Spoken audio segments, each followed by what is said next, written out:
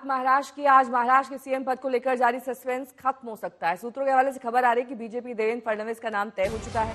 आज या कल मुंबई में बीजेपी विधायक दल की बैठक होगी और फडणवीस को नेता चुना जाएगा। 5 दिसंबर को नई सरकार का शपथ ग्रहण हो सकता है।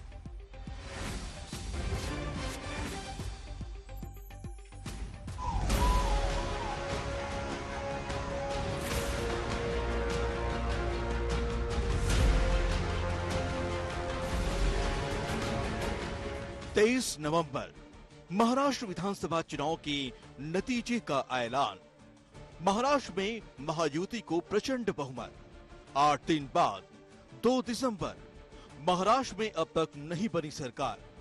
कब खत्म होगा महाराष्ट्र का सस्पेंस?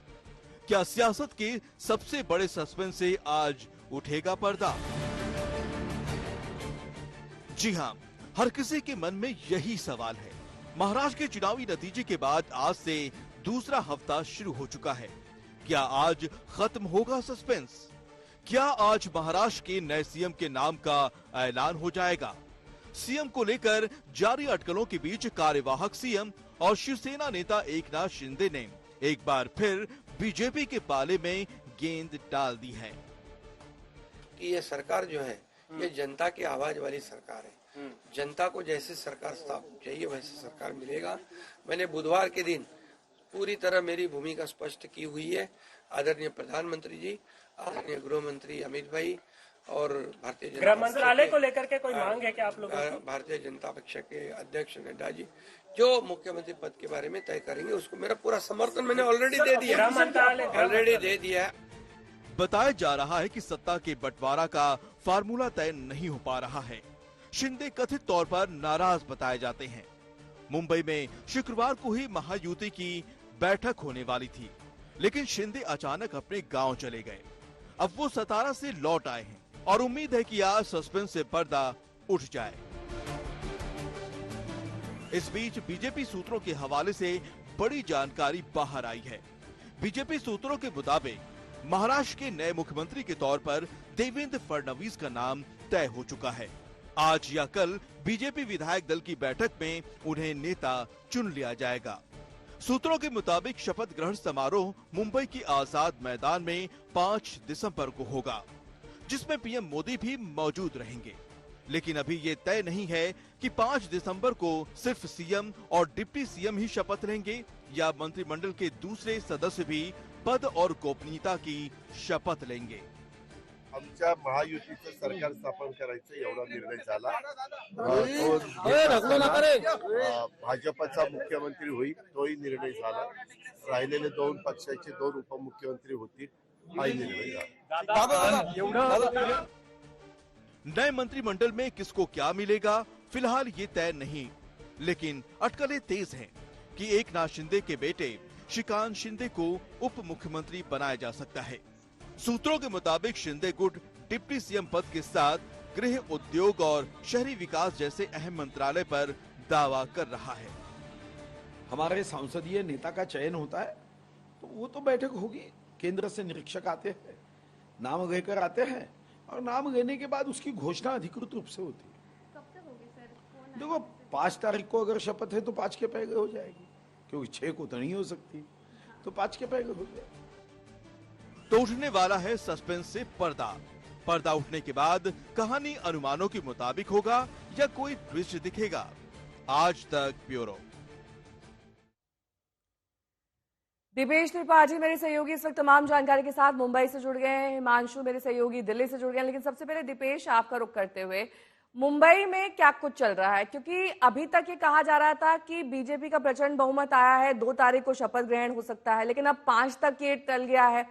अब जब प्रचंड बहुमत आने के बावजूद बीजेपी सरकार का गठन नहीं कर पा रही तो कुछ ना कुछ खिचड़ी तो पक रही होगी ना।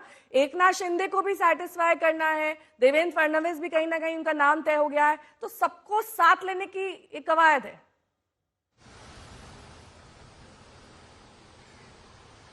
जी नेहा, बिल्कुल। इतने स्पष्ट बहुमत के बाद भी अगर सरकार बनने में इतने दिन लग रहे हैं तो जाहिर तौर पर अंदर खाने में कुछ न कुछ तो बातें ऐसी चल रही होंगी जिसपे तीनों ही पार्टियों की सहमति नहीं बन पा रही है। एक बात तो जग जाहिर है कि जो सीएम पद को लेकर था उसको लेकर बातें चल रही थी, लेकिन पिछले हफ्ते ही जो कार्यवाहक मुख्यमंत्री एकनाथ शिंदे उन्होंने पत्रकार परिषद में स्पष्ट किया था कि बीजेपी तय करेगी कि सीएम कौन होगा महाराष्ट्र का अगला, और जो भी वो नाम तय करेगी उसको समर्थन होगा। इतने दिनों से एकनाथ शिंदे की कोशिश चल रही थी, उनके पार्टी के नेताओं द्वारा जो बयान आ रहे थे उससे साफ था कि उनकी कोशिश कहीं ना कहीं है कि एकनाथ शिंदे को दोबारा मुख्यमंत्री बनाया जाए, और अगर 5 साल का नहीं तो कम से कम 2.5 साल के लिए ही बनाया जाए। लेकिन ऐसा नहीं हुआ, क्योंकि बीजेपी जो है वो सिंगल लार्जेस्ट पार्टी बनकर महाराष्ट्र में उभरी थी। तो वहीं एनसीपी ने अपना सीएम पद का दावा जो है पहले ही छोड़ दिया था, क्योंकि उनके पास ज्यादा बार्गेनिंग पावर करने के लिए कुछ बचा नहीं था। लेकिन अब चर्चाएं जो आगे कहती हैं वो इस बात पर मैं लौटूंगी आपके पास। इस बीच हिमांशु मेरे सहयोगी जुड़े हुए हैं। हिमांशु, देखिए यहाँ पर नाराजगी तो साफ दिखी एकनाथ शिंदे की, वो नाराज हुए, फिर उसके बाद कहा गया कि बीमार हैं, सतारा चले गए, अब वापसी तो हो गई है, लेकिन क्या डिप्टी सीएम वो बन रहे हैं, उनके बेटे बन रहे हैं? और जिन मंत्रालयों की उन्होंने मांग की थी, क्या उनमें से कोई भी उन्हें दिया जा रहा है या खाली हाथ होंगे वो? देखिए, मुझे लगता है कि एकनाथ शिंदे ने जब गृह मंत्री अमित शाह, जेपी नड्डा के साथ अलग से मुलाकात की थी 40 मिनट की, उसके बाद ये उनको बता दिया गया था कि मुख्यमंत्री जो होगा वो भारतीय जनता पार्टी का होगा। मंत्रालयों के डिस्ट्रीब्यूशन को लेकर भी बातचीत हुई, और ये हमारे सूत्रों के हवाले से खबर भी आई हमारे पास कि वो गृह मंत्रालय अपने पास चाहते हैं। लेकिन भारतीय जनता पार्टी आज जिस तरीके की राजनीति करती है 2014 से पहले की राजनीति से बहुत अलग है। भारतीय जनता पार्टी बिल्कुल नहीं चाहेगी कि गृह मंत्रालय जो है वो उसके सहयोगी दल के पास जाए। वो ये जरूर चाहेगी कि उनके पार्टी के किसी मंत्री या मुख्यमंत्री के पास ये पोर्टफोलियो रहना चाहिए। दूसरी बात यह है कि भारतीय जनता पार्टी के विधायक दल की बैठक आज होगी, कल होगी या 4 तारीख को होगी, ये अभी तक तय नहीं है, क्योंकि दिल्ली से ऑब्जर्वर पहले तय किए जाएंगे कि कौन ऑब्जर्वर वहां जाएंगे जो विधायक दल के नेता को चुनेंगे। वहां विधायकों की बात सुनने के बाद उन विधायक दल का नेता चुना जाना है, और उसके बाद मुख्यमंत्री पद की शपथ जो है 5 तारीख को होगी। जैसे कि भारतीय जनता पार्टी के जो महाराष्ट्र इकाई के प्रदेश अध्यक्ष है बावनकुले, उन्होंने इस बात को अपने ट्विटर हैंडल से तो कह दिया है, लेकिन मुख्यमंत्री कौन होगा, किसको कौन सा मंत्रालय मिलेगा, किस जाति 5 तारीख से पहले ही सब कुछ साफ हो जाना है। 2 तारीख है, तो अब उम्मीद है कि जल्द से जल्द सरकार का गठन हो जाएगा।